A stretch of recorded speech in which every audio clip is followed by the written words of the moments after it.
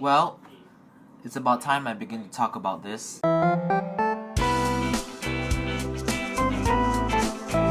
Hi, hello, ni hao, I'm Margar Jude and welcome back to another video. Hi, this is future me from Japan. I will be popping occasionally in front of your screen in certain parts of this video to correct myself in the past because I did this video in a haste. After all, I was going to be flying like really soon. So, yeah. Anyways, let's continue with the video. Today, what I want to talk about is the Just Stop Oil movement, the Just Stop Oil group that has been making a ruckus in Great Britain a year ago, and they are continuing to do that. People are dying. You can actually see that there is a Just Stop Oil YouTube channel. There is one, but of course, just like Dylan Mulvaney's YouTube channel, it's all filled with hate messages. Now you can see in many of these shorts, you can see them doing stupid stuff. That is untrue because the past me took these from other sources. Now, of course, these are on YouTube, but this is not from the Just Stop Oil channel. This is most likely probably from The Guardian.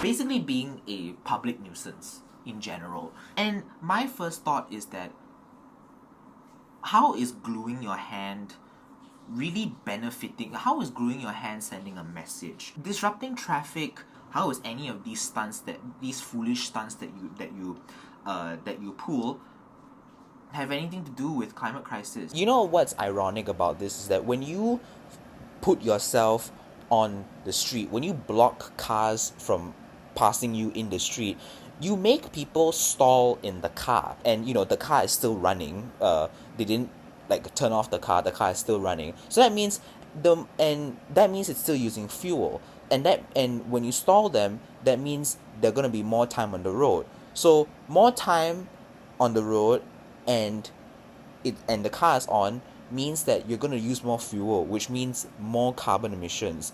So yeah, congratulations, you played yourself. Now the thing is that the reason why they're doing this is to get attention and call upon and to have a conversation about this climate crisis. Now, we all know that climate change is happening, but climate crisis is not a real thing. There's much evidence to show that climate alarmism is simply a fabrication. Honestly, I might make a separate video on this issue, but that's gonna take a lot of research, and for this video I just want to focus on the Just Stop Oil protesters. In a certain sense, they don't even know what they're doing. Like, the feelings have riled them up to the point where they're becoming so desperate and they're just doing anything that they can.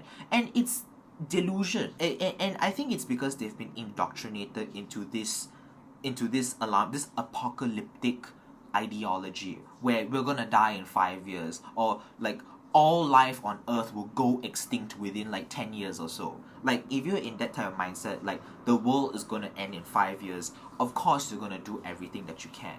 These are people filled with emotion, and they just don't know what they're doing. They're becoming desperate. They're basically rushing to and fro. They don't know what they're doing at all. It just doesn't seem calm and composed. And especially when one person decided to prank the Just Stop Oil group. Don't know, if there's an election next year, you don't like this government, maybe stand for election. We don't have time for that. Do you really believe in that? Do you actually believe Democracy, yeah, it served the Western civilization pretty well. All I can say is that I just feel bad for them. They really think that they don't have time, so they're doing all this crap. And really, fighting for more expensive gas prices? That's what they want? They want to restrict fossil fuels and make everyone go back to medieval times? No, man, no.